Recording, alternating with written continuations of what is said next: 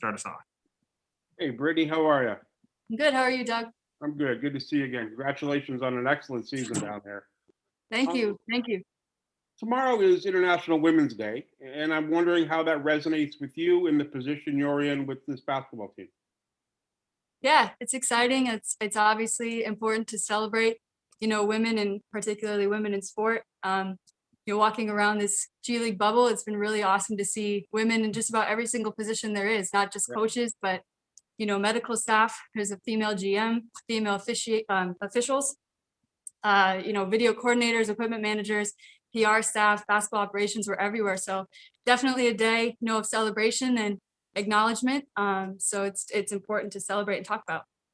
I guess that's the thing in basketball, the breadth of women experience, like you say, front office to video to coaching, the breadth of their experience and their involvement is singular to basketball, I think. It must make you feel proud that it's everywhere. Sorry, can you repeat that? I couldn't quite hear you. Basketball seems to have a breadth of women from, as you said, GMs to coaches to officials. How proud does it make you feel to be involved in a sport that it has it at so many different levels? Yeah, really proud. It's the progression that's been made, especially in the last 5 years, I would say, even since I started in the league. It's getting better and better every year, and you're seeing there's more of a prevalence of women in every corner of the NBA and the G League. It's exciting, and it's definitely important to get more women on staffs. But it's also important to talk about what do we do when we get the women on staff? How do we cultivate an inclusive and equitable environment for these women? And so I think that's the next talking point is after we get them on staff, which we've been doing a great job of doing. How do we move towards that? Great, thanks very much, and good luck tomorrow. Thank you, Doug. To Blake next. Hey, Brittni, how are you? What's up, Blake? For your own personal side of things, you moving to the 905 and being higher up the bench these last 15 games, what have you learned and where have you seen your growth as a coach? Yeah, it's been a great experience for me. I'm getting to do a lot of things I didn't get to do, necessarily last year on the Raptors staff, just because the staffing is so much different, the structure is so much different. We have less people, so it's for me it's been more hands-on. I'm running film sessions for the team. I'm running drills in practice. I'm doing scouts, and these are all things I supported with last year, but didn't actually get the opportunity to do myself. So it's been a huge growth opportunity. It's really exciting, and I'm just really grateful that Coach Mutombo and the management with the 905 has given me the opportunity and trusted me with those responsibilities.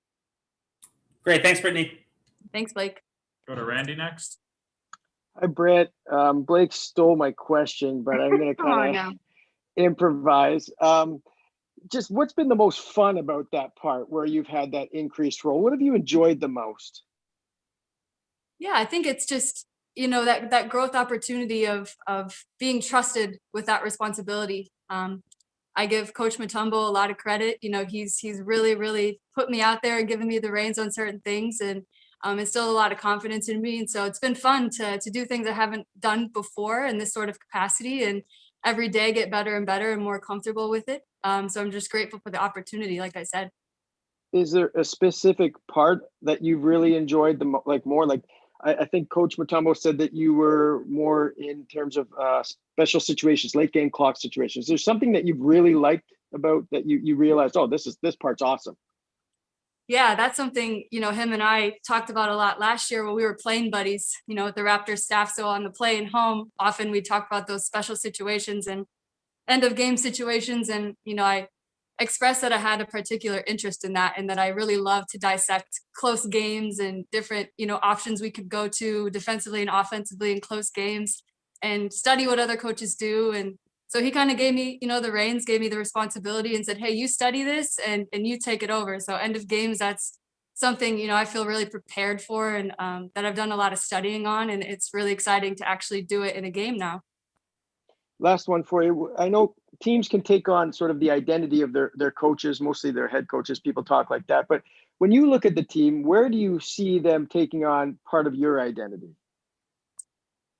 Yeah, I think just because of my background, I have a really analytical viewpoint of the game. I did play the game, and so I can see the game through a player's eyes, but I also can see it through, more of an objective lens. And so, always coming back to that analytical or objective point of view and not getting so caught up emotionally from play to play, but really looking at the big picture. I think that's something I can help our guys with, because as a player, it's really easy to, let your emotions get the best of you and really zoom in on the play instead of the game as a whole. And so that's where I feel like I can support.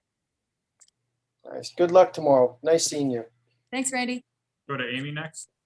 Hi, Coach. Appreciate your time. Just wanted to get your thoughts on this Ignite team tomorrow in this matchup. Obviously, you saw them earlier in the season. Everyone's grown a lot in a little bit of time, but where do you think your biggest advantages are against them? Yeah, that's a great question. They're a really, really talented team. I think offensively, we're going to be really hard to guard. We have a lot of different weapons. They're really, really going to have to lock in defensively on us. I'm confident that we can expose some of their defensive tendencies. And then on the defensive end, we really just got to ensure that we're sticking to our principles. We're allowing, shots from the mid-range and tough shots, and we're taking away paint points. We're taking away threes. We're trying to get back in transition.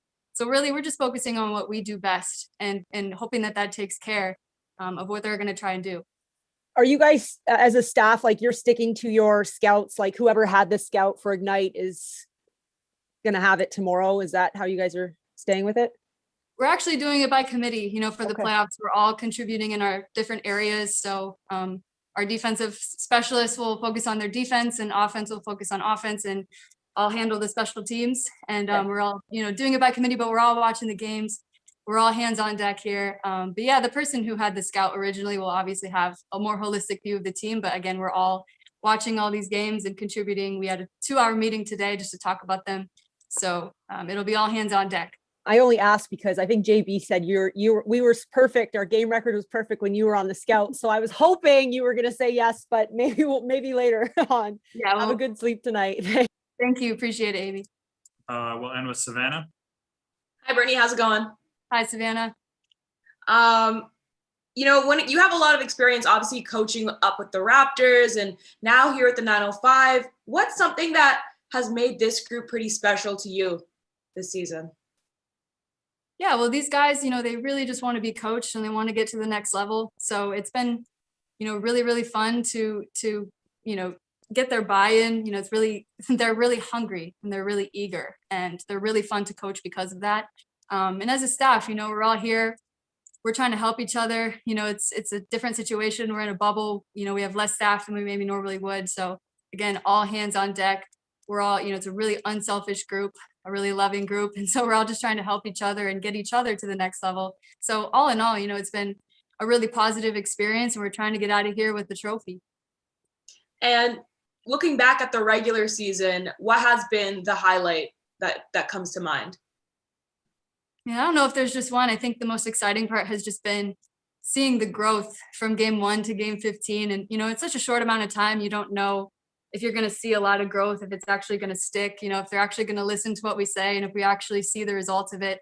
But I can truly say from game 1 to 15, like the growth has been incredible. We have a group of guys that have bought into what we're trying to do, and we're going to take that into the playoffs and try and get 3 wins. Absolutely. Good luck, Coach. Thank you, Savannah. Perfect. Thanks, Britt. Thank Thanks, you, everybody. Thank See you. you all tomorrow.